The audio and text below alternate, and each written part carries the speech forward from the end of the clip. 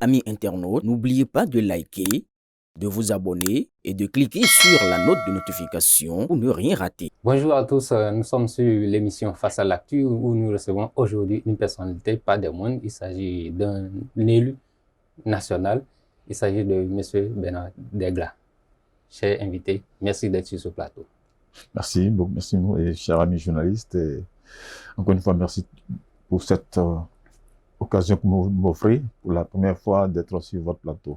Le plaisir est partagé parce que nous l'avons souhaité depuis un bon moment. Bon, Dieu a fait que c'est aujourd'hui et c'est un plaisir que nous allons tous partager avec tous ceux qui nous suivent depuis un bon moment et qui l'avaient souhaité aussi. Merci beaucoup. Honorable député, depuis quelques jours, il y a eu un séisme politique avec les élections couplées qui a redessiné les cartes au niveau du Bénin, à savoir deux partis qui vont siéger au niveau de l'Assemblée nationale avec le parti Les Démocrates qui ne fera plus partie de cette nouvelle législature. Nous allons opiner autour de cette question. Comment entrevoyez-vous cette nouvelle législature? Quelles sont la nouvelle dynamique avec la carte politique qui s'est dessinée et qui va nous orienter jusqu'à 7 ans avant qu'on ne puisse espérer peut-être avoir une opposition?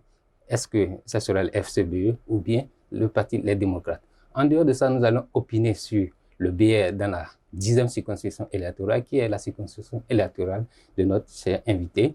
Nous allons revenir aussi sur la récente sortie du général Tiani, qui ne cesse d'accuser le Bénin par rapport aux différentes attaques au niveau de son pays. Et nous allons terminer par des questions diverses. Donc, sans plus tarder, nous allons revenir sur le premier sujet, à savoir les élections couplées de janvier 2026. Honorable député, quelle analyse faites-vous de ces résultats sortis des urnes? Bien, merci beaucoup. Je dois d'abord saluer le peuple béninois, cet esprit qu'il a eu, le civisme qui a caractérisé cette phase que nous avons connue, ces élections couplées, comme vous l'avez dit, et que ce soit avant, pendant et après ces élections, vous avez vu, vous avez assisté à vous-même, la paix qui a régné, qui continue de régner. Ça n'a pas été une élection émaillée de quoi que ce soit. C'est vrai qu'au cours de la campagne entre partis politiques, il y a des chamailleries, mais qui ne débordent pas et qui n'attendent pas. Et l'essentiel qui est aller aux élections sereinement et procéder au vote selon la conscience de tout un chacun. C'est vrai, ces élections couplées, elles étaient très difficiles. C'était la toute première fois, il faut le reconnaître, organisée ainsi dans notre pays. Toutes les forces politiques présentes, ce sont chacune en ce qui la concerne, ces partis politiques ont bataillé dur, ont bataillé et ont cru fermement et fortement en leur capacité de se faire représenter à l'Assemblée nationale. Et à la publication des résultats définitifs, que ce soit pour les législatives et pour les communales, vous avez constaté qu'il y a deux partis qui sont sortis du lot, qui se sont imposés. Le peuple a fait son choix, le peuple a choisi l'UPR avec 60 députés, le BR 49 députés, au niveau des communales 38-39. Ça veut dire que désormais, nous savons qui sont ces partis politiques qui, de façon dynamique et au quotidien, auront la charge, n'est-ce pas, de l'animation politique de notre pays, quand bien même cela n'empêche pas l'opposition d'être présente, évidemment, en fonction et suivant les lois de la République, selon les textes de la République qui prévoient effectivement que l'opposition peut animer, l'opposition peut opiner, elle peut proposer, évidemment, dans le cadre de ce qui est prescrit par la loi. Donc aujourd'hui, c'est un grand satisfait pour d'abord ceux qui ont organisé et une grande joie pour mon parti, le BR, qui aujourd'hui, sur le plan qualitatif, je ne sais pas qui peut nous donner d'être le meilleur, le plus grand parti. Parce que de 28, nous retrouvons 49. à 49. Nous avons presque doublé. Et notre challenger, lui, il est parti de 53 à 60. Donc, un bond de 7 contre un bon de 21. Ça, il faudrait qu'on le répète pour qu'on le sache. Ensuite, le BR, c'est le parti qui s'est imposé dans toutes les circonscriptions électorales de notre pays. À votre avis, croyez-vous pas que le BR mérite de se faire appeler le premier grand parti de notre pays? Et quel a été Mais votre oui, secret? mais le secret, c'était la mobilisation, c'était l'approche de cet électorat-là. Et pas facile parce que ces 2 élections, il fallait parler à la base. Il fallait parler à la base pour convaincre les populations de faire le choix de leurs candidats qui vivent au quotidien avec eux, qui partagent la même maison avec eux, et obtenir l'assentiment de cette population-là par rapport à vous en tant que député. Donc, vous êtes le protecteur de ceux-là, c'est-à-dire que vous pouvez, ceux-là qui sont candidats aux élections communales. Donc, vous n'avez pas intérêt à faire de mauvais choix, ni dans la parole, ni dans la pratique, ni dans votre démarche. Vous avez l'obligation de faire en sorte que la population, elle vous accepte, vous, en tant que député, et les élus communaux, en tant que leurs répondants.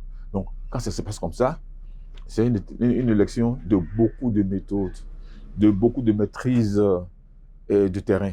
On a appris, nous avons eu des séminaires au cours desquels on s'est organisé, les approches de proximité, les éléments de langage, c'est autant de choses qui ont quand même fait du BR, qui ont permis au BR d'obtenir, n'est-ce pas, ce beau score. Voilà.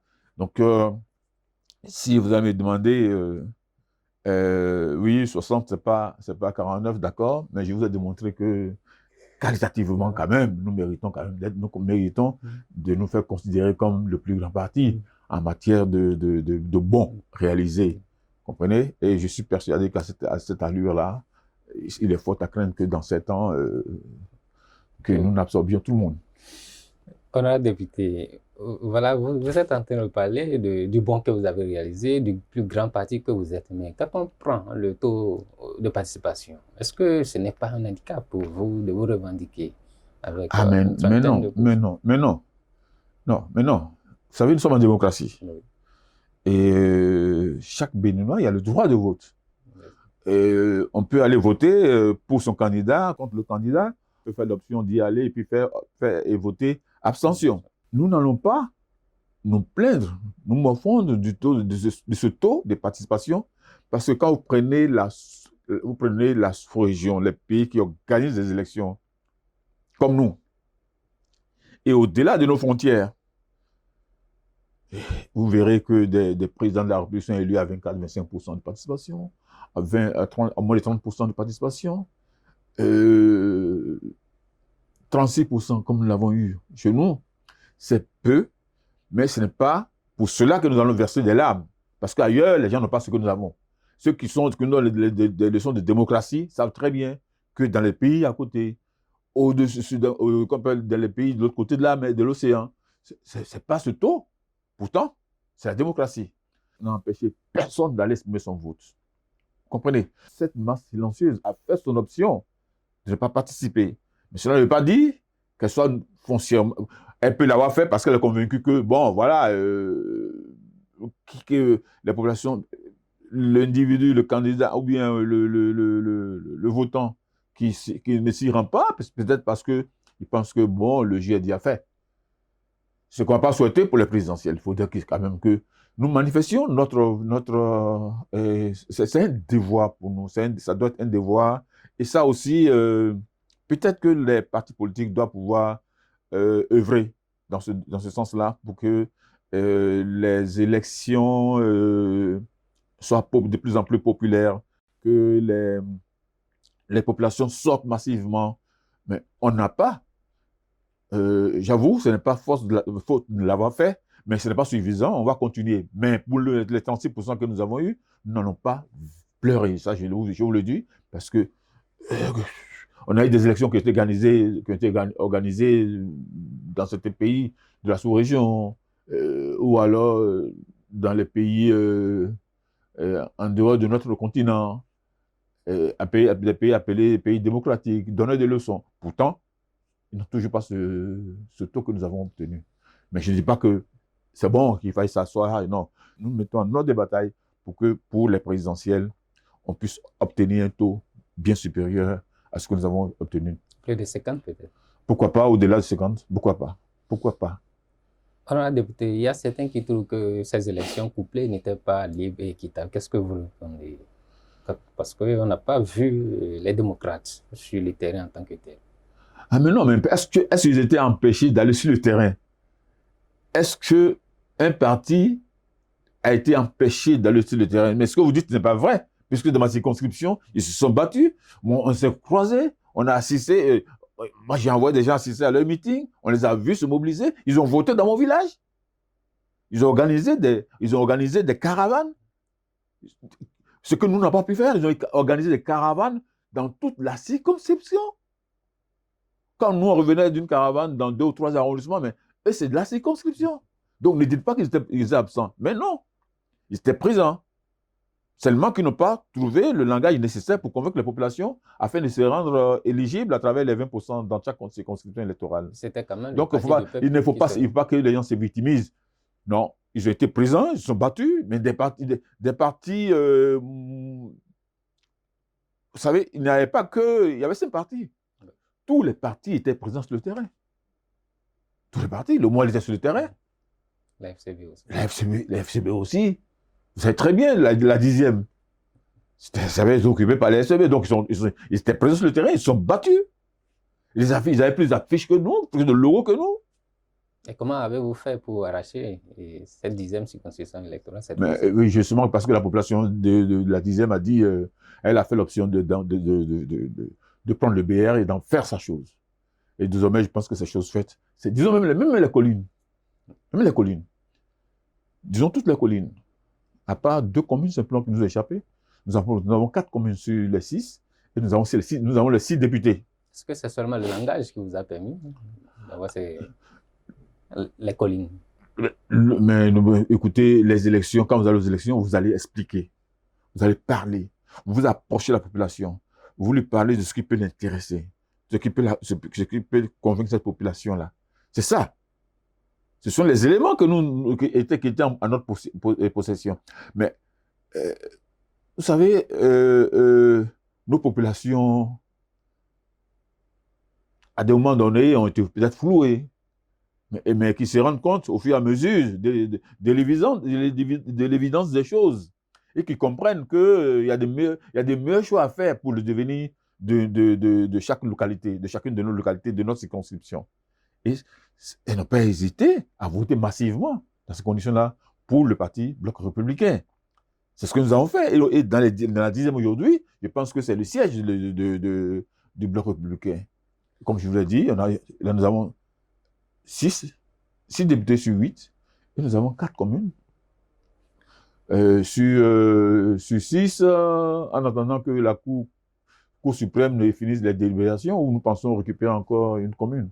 On a député, quand on prend les communes de Banté ou de Savalou Ouest, où il y avait eu des fossés qui ont été organisés pour empêcher la sortie des produits locaux, comme le soja, le cajou. Comment avez-vous pu transcender ces handicaps-là? Oui, alors, il ne fallait pas voir cela, il fallait expliquer que ce n'est pas fait contre ces populations-là. C'est fait dans l'intérêt supérieur de la nation. Est-ce que c'est aussi facile de comprendre? C'est facile de comprendre. Lorsque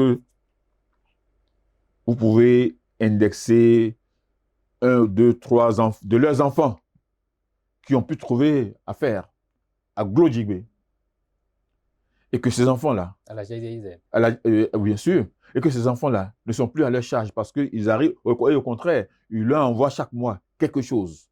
Et que c'est parce que les produits qui allaient de l'autre côté de nos frontières, ces produits-là désormais vont à Glo, que leurs enfants sont employés, salariés, et qui s'auto-suffisent jusqu'à leur envoyer de l'argent pour leur suivi quand on leur explique. Et quand on le dit, tant pour le soja que pour l'acajou, que pour d'autres produits, et que ceux qui ont visité, ils étaient très nombreux à visiter les installations. Et lorsque ceux-là ont dit, le miracle est en train de se produire, je crois que, même si c'est difficile, nous avons réussi à convaincre la grande majorité de ces populations-là. Est-ce que le fait que l'ancien président Boni n'est pas descendu sur le terrain n'a pas été un handicap pour les démocrates et euh, un booster pour vous? Moi, je ne sais pas, je ne sais rien. Moi, je vais vous parler comme si sa présence aurait pu faire tomber le BR ou l'UPR. Écoutez, il y a 3 ans, il était en campagne, il a battu campagne. Pourtant, ils ont eu 28 députés. Ouais, ben, Mais cette fois-ci, non, non, rien. Mais ils n'ont rien eu parce que la loi a dit clairement que dans chaque circonscription, il faut atteindre les 20% pour être éligible. Est-ce que cette absence-là n'a pas contribué au fait qu'ils n'ont pas pu avoir Mais c'est pas moi ce que vous allez me poser cette question. Moi, je ne sais pas, moi. Non, Moi, je ne connais pas leur équipe de campagne. Je ne connais pas leur équipe de campagne, ce n'est pas à moi de répondre. Je ne sais pas. Et quand vous me dites cela, ça me surprend parce que les informations que j'ai reçues, c'est qu'on peut de loin, on peut même de loin mener campagne. Il y a aujourd'hui les réseaux sociaux, il y a les technologies qui permettent quand même de parler à des milliers de gens, même quand vous n'êtes pas présent. Et puis, est-ce que j'étais présent ou pas? Je ne sais pas. Je ne peux pas m'attarder sur ce phénomène-là, mais qu'il soit là ou qu'il n'ait pas été là, ça, c'est pas. Nous, ça nous a rien dit. Nous avons battu campagne parce que nous pensions que nous avions les arguments nécessaires, nous avions les éléments de langage nécessaires, nous avions la légitimité nécessaire de parler à nos populations parce qu'il doit s'agir de notre devenir. Nous ne devons pas rester. Il fallait convaincre ces populations-là qu'il ne s'agit pas pour nous de rester dans la contestation au quotidien stérile, mais de vouloir œuvrer de manière à faire avancer le Bénin.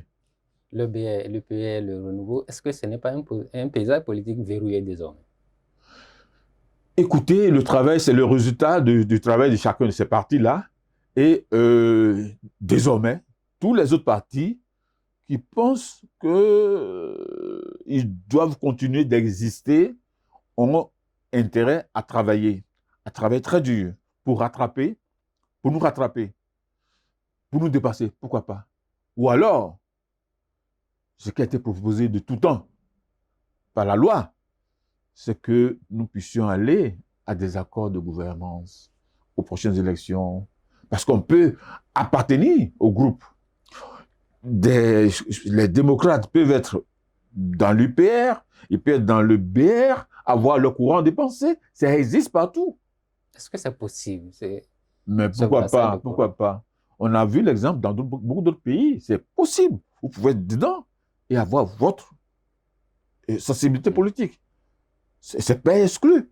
C'est pas exclu. Ou alors, le temps qui est donné, à savoir les 7 ans, pour que la législature prochaine donne la preuve de sa capacité, de ses compétences, que les élus communaux fassent également la même chose, mais ils peuvent se préparer, s'aguerrir et travailler à rectifier ce qui est erreur, à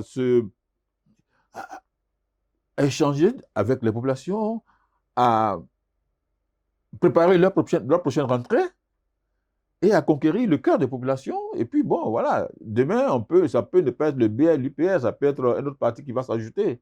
Ça, ce n'est pas exclu. Donc, ça ne dépend que de ceux-là, de leur bon vouloir, de leur envie de demeurer en politique. Et puis le reste, bon, moi, il ne m'appartient pas de répondre. 38 mairies contre 39 pour l'UPR, quel sera le principal défi des communes désormais? Vous savez, les communes sont, au vu de la loi, les communes sont appelées à jouer un rôle très important dans la gouvernance locale. Assister des SE, les communes doivent répondre, doivent représenter le gouvernement dans leur sphère géographique et autant des principes sont exigés par l'exécutif, par la gouvernance nationale, autant ces principes-là le seront dans nos communes. Et le développement est le rôle principal, n'est-ce pas, de nos communes. Et les leaders qui sont appelés à appartenir à ces exécutifs communaux doivent être des hommes pétris de talent, de loyauté, de compétences et des hommes capables d'impulser avec les populations le développement de leur localité. Et je pense que c'est ça, commune mise l'une à côté de l'autre, qui fera le Bénin, qui fera notre bonheur, qui fera la prospérité de notre pays. En attendant d'assister à ce bonheur, honorable député, le dimanche prochain, vous serez installé en tant qu'élu de la 10e législature. Au-delà de après cette installation, il y aura l'élection du bureau. La bataille du Perchoir, qu'on le dise ou pas, est dans les cœurs et dans les têtes. Qui pour présider l'Assemblée, la 10e législature, honorable député? Si vous posez la question, oui. Mais je dis le BR. Comment ça, honorable? Ah, pourquoi pas? Parce que est-ce que nous ne méritons pas de diriger l'Assemblée? Vous avez 49. Oui, ce n'est pas tous les jours que la majorité en politique, dans les tractations politiques, ce n'est pas tous les jours que la majorité constitue l'élément le plus déterminant. Il y a beaucoup d'autres facteurs. Tout à l'heure, je vous ai dit, dans la perspective, n'est-ce pas, des années à venir, avec ces résultats importants que nous avons faits, il n'est pas dit que nous allons toujours être deuxième. D'accord? Je vous ai dit que nous avons couvert toutes les circonscriptions. Les 24. Les 24, ce qui n'est pas pareil chez tout le monde. Est-ce que c'est déjà? Et ensuite, nous sommes restés silencieux, dociles, à accompagner un candidat de l'UPR pendant, un militant de l'UPR pendant 2 législatures. Est-ce que nous ne devons pas avoir la prétention légitime de dire que le poste pourrait nous revenir? Seulement, nous sommes en politique.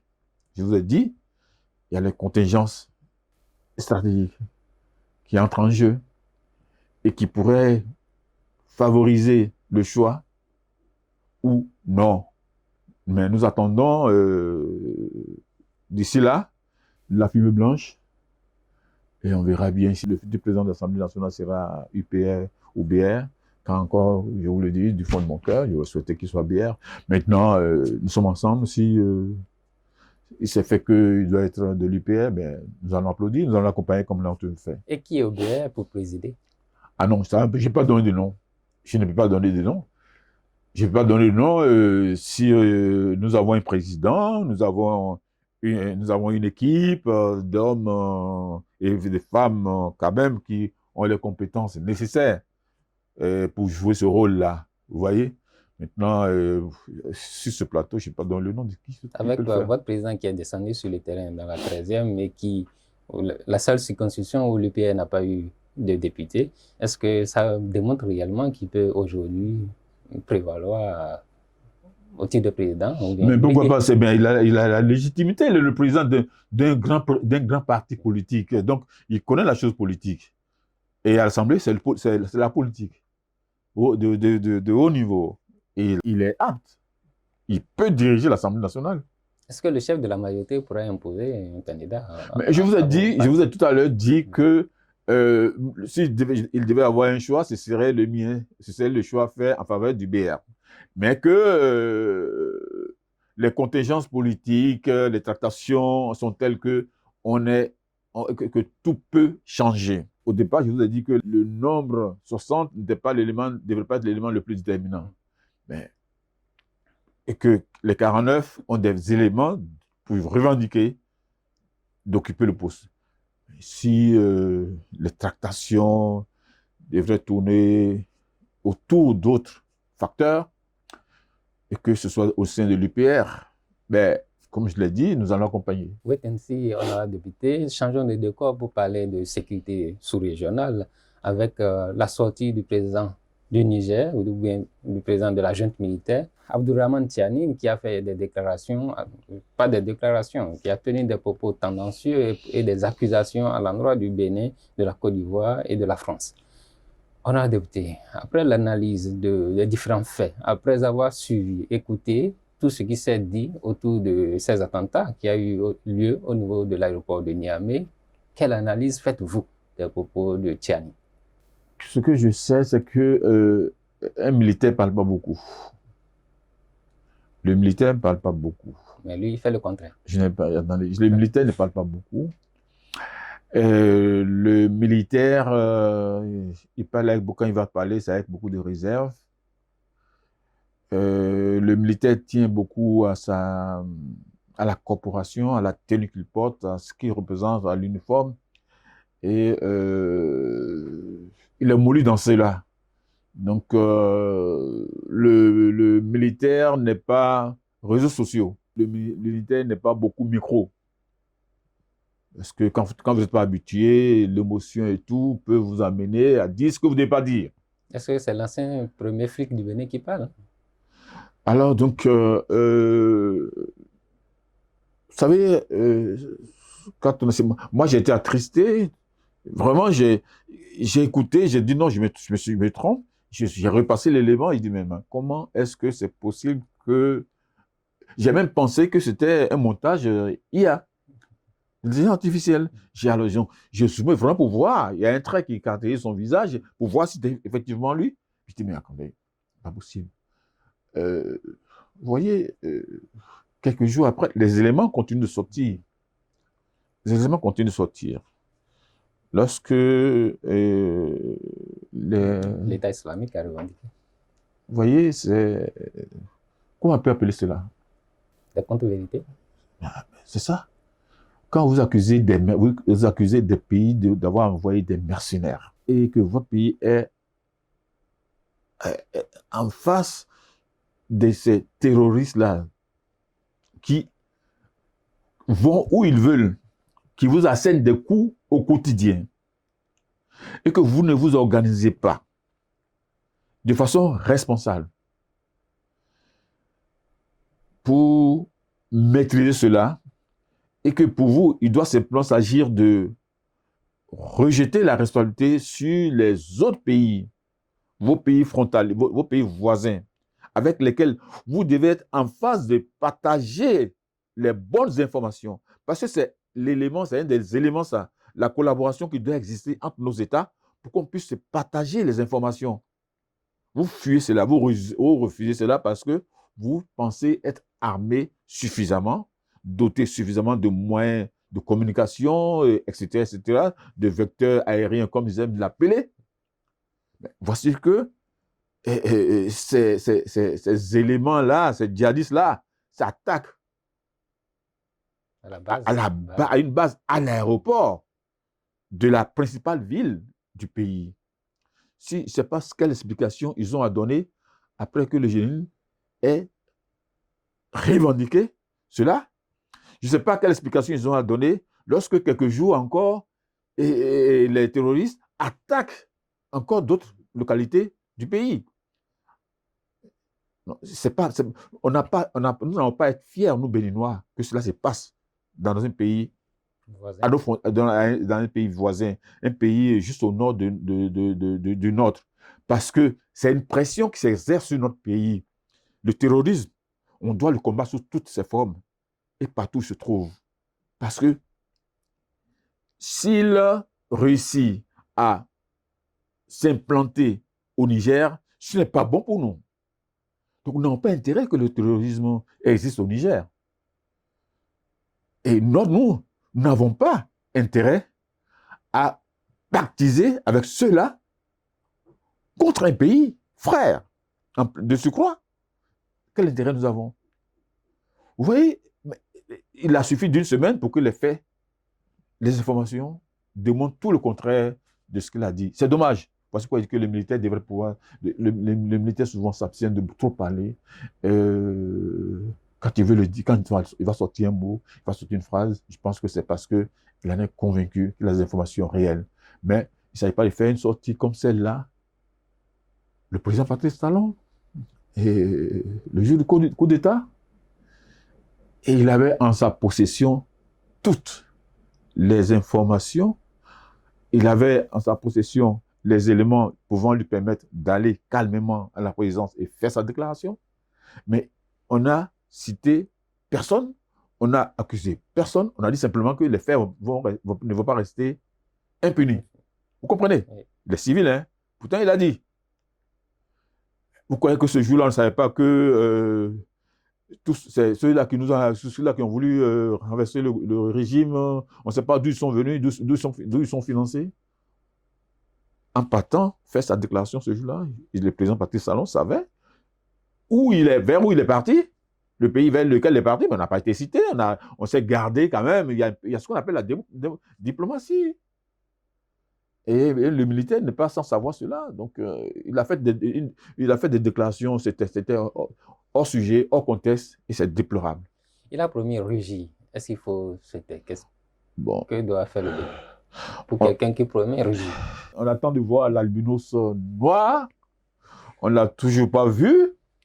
Et rugir, quelqu'un l'a dit, quand le lion rugit, est-ce que ça veut dire qu'il attaque?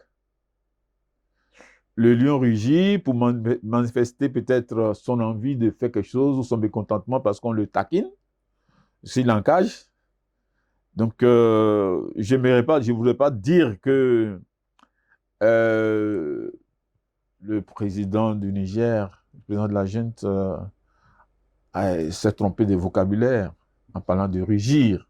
Je vous ai dit, ils ne sont pas habitués, ce n'est pas leur travail, ça, être devant la presse chaque fois pour...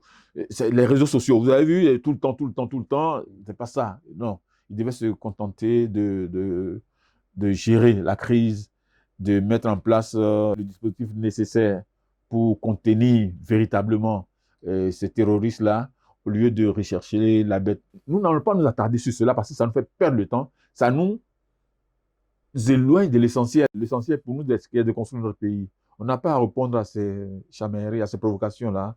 Elles sont faites peut-être pour nous distraire. Nous avons des choses beaucoup plus sérieuses à faire. Moi, c'est comme ça que je comprends cette affaire. Est-ce que le Bénin doit durcir sa position aujourd'hui au regard de ces accusations sans cesse qui reviennent?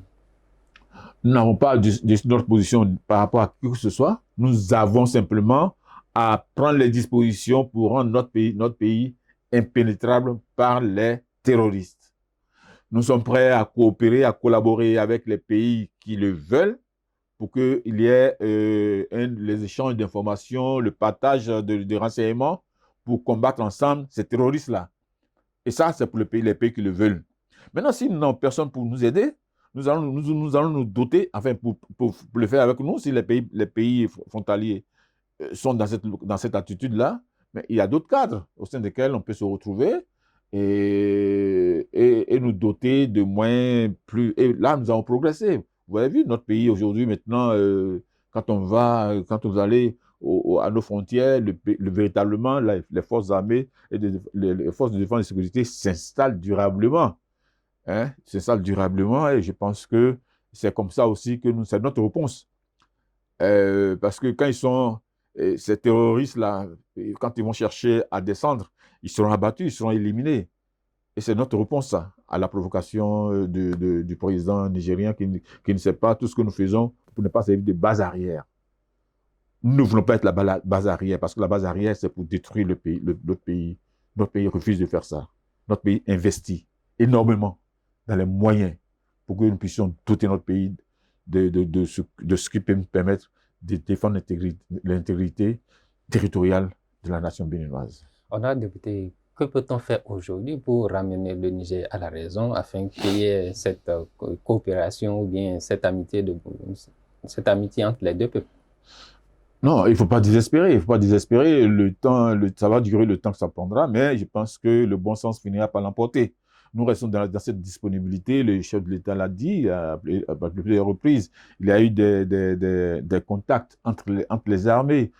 Ça ne sert à rien. Vous voyez ces pays-là, au nord de ces différents pays-là, il n'y a plus de la confiance. Avec l'Algérie et autres, il n'y a pas la confiance. En temps, avec la Mauritanie, il y avait un souci. Donc, voici des pays qui voient en chacun des pays voisins des problèmes. Mais vous ne pouvez pas régler vos problèmes si vous refusez de coopérer avec les pays voisins qui peuvent servir de repli à ces terroristes-là. Donc, je pense qu'ils finiront par comprendre qu'ils ne peuvent pas longtemps rester dans cette posture de satisfaction qui n'est que de façade, puisque tous les jours, nous avons les informations, et que ce soit dans l'un ou l'autre de ces pays-là, des informations sur les attaques, sur tout ce que ces terroristes-là font, et qui malheureusement, c'est les populations civiles qui en souffrent, qui sont obligées de ramasser les affaires pour chercher où loger. Quand ils vivent ces populations, lorsque les Nigériens, fuyant la guerre, fuyant la répression de ces terroristes-là, lorsqu'ils arrivent dans notre territoire, humainement, est-ce que nous pouvons les refouler? On ne peut pas les refouler. Nous méritons des merci pour ça. On accueille. Et c'est pareil pour ceux qui fuient le Burkina. On les accueille humainement. Nous le faisons. Mais les frontières pourraient rester fermées. Et puis ces populations-là, civiles seraient livrées à elles-mêmes, déchiquetées, voilà, broyées, ensevelies, et puis voilà. Mais nous avons quand même conscience dans le pays, nous avons de l'amour, et nous souhaitons vraiment qu'il en soit ainsi aussi de nos frères et de ces pays-là, afin qu'ils comprennent que nous ne pouvons pas aller dans la division, nous avons besoin d'être ensemble pour que la sécurité qui permet le développement devienne réalité, tant au Niger, au Bénin, qu'au Burkina ou au Mali, dans l'intérêt de nos pays respectifs. Honorable député, j'ai quelques questions à vous poser, puisque nous tirons vers la fin de l'émission. Quelle est aujourd'hui votre relation avec l'ancien président Boni Yayi?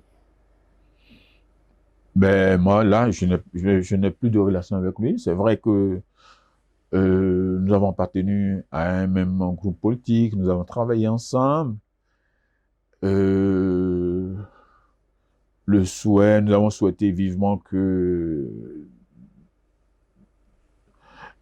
l'arrivée du président Patrice Talon soit vue comme l'occasion d'un nouveau départ pour que le Bénin serve d'exemple en matière de démocratie, c'est-à-dire que le changement de régime ne devrait pas signifier nécessairement opposition. Nous avons été mal compris, n'ont pas été compris, les démarches ont été faites, n'ont pas été compris, et puis chacun a pris son chemin. Et comme je l'ai dit, je suis content d'avoir fait le travail que j'ai fait auprès du président Yayi Boni, et je le suis également pour ce que j'ai fait auprès du président Patrice Talon, parce que je n'ai toujours voulu défendre que les intérêts de ma localité et non défendre les intérêts d'un homme. Et comment décrivez-vous votre relation de travail avec le président Patrice Talon? Mais vous savez... Êtes-vous toujours en accord, surtout avec lui? Vous savez, le temps ne nous permettrait pas d'abonder dans ce sens-là, mais si j'ai appris à faire la politique, c'est un peu par lui. Comment ça? Mais c'est lui qui a fait venir Yayi Boni, à 90%. Et je suis bien placé pour le dire. Moi, j'étais du noyau clandestin qui avait commencé à parler de Yayi Boni. Et notre soutien, c'était le président Patrice Talon. Et lorsque il a fallu formaliser les choses, annoncer les candidatures et tout, j'étais toujours là. Mais notre parrain, c'était le président Patrice Talon. J'étais président du mouvement, le mouvement qui a osé parler de Yayi Boni au Palais des Sports toute première fois. Ensuite, secrétaire général de la direction nationale de campagne. Et tout ça, ça ne se faisait pas sans le président Patrice Talon. Donc, on a une histoire. On a une histoire, et puis, voilà, j'ai beaucoup de respect pour lui, parce que c'est un homme il a de la méthode. Il a de la méthode, il est patient, et il s'est décidé. Donc, tant que vous entendez sur cela, mais tout se passe bien. Quelle qualité vous pouvez ressortir du travail de Patrice Talon et que vous pouvez conseiller aux Béninois? Bon, vous savez, il est à quelques semaines de la fin de son mandat. Les Béninois, aujourd'hui, voient les réalisations qui ont été faites. Tout n'est pas rose, il reste beaucoup à faire. C'est pour cela que notre président, le futur président Wadaï est dans la continuité de la dynamique qui a démarré avec le président Patrice Talon. Les Béninois vous diront, oui, nous avons les infrastructures et tout, mais on a fait. Vous savez, il y a des choix qui sont faits, qui sont réalisés. On ne fait pas, toutes ces infrastructures-là, c'est les hommes qui sont à la manœuvre. Et ce sont des pères et mères de famille qui perçoivent de l'argent. Cet argent est investi dans la société.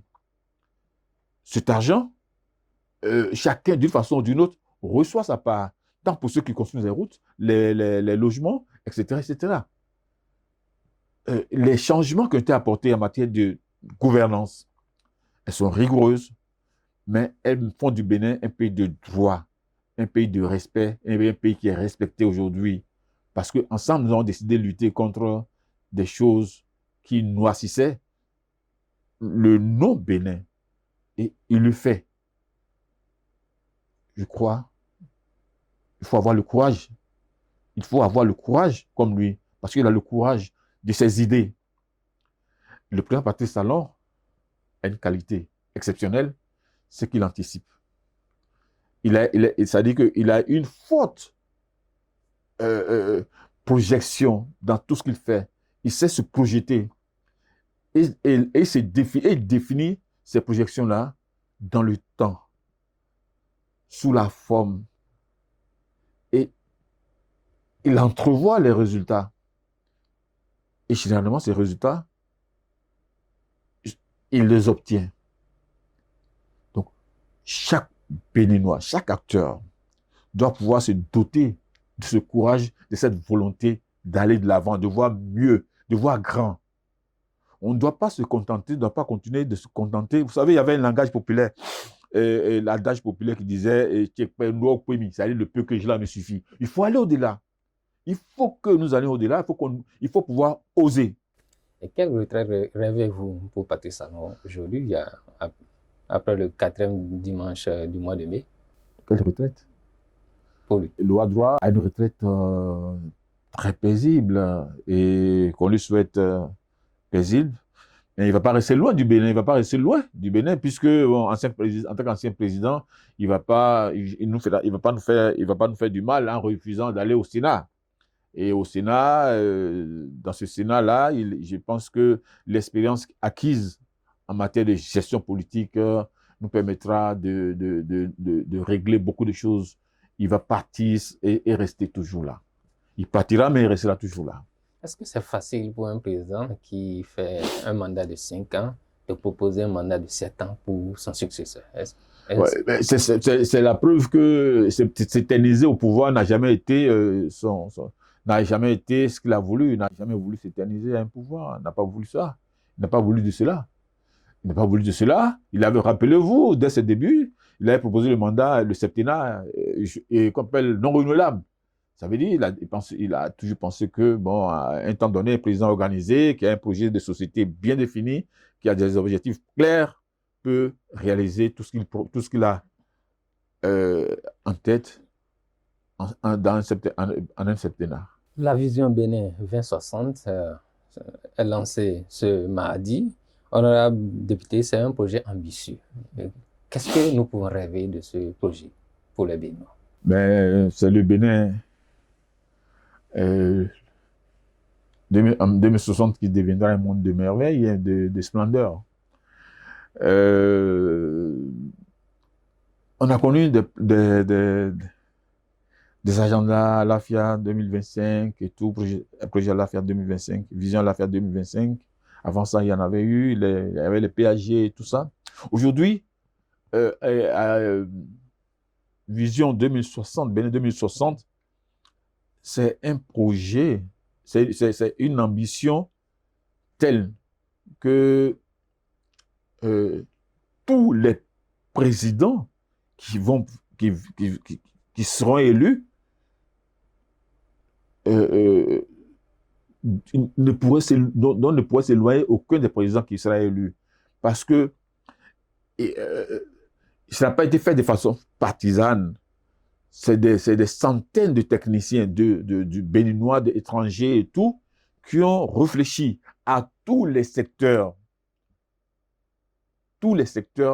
de ce pays, tenant compte du contexte international, et qui ont pensé que voici ce qu'on pourrait faire dans tel domaine, tel autre domaine, pour qu'en 2060, comme la Chine avait à projeter années de rêves, etc., que nous, en 2060, pour ceux qui seront là, pour nos enfants, pour nos jeunes, que ce soit la splendeur, que ce soit les merveilles.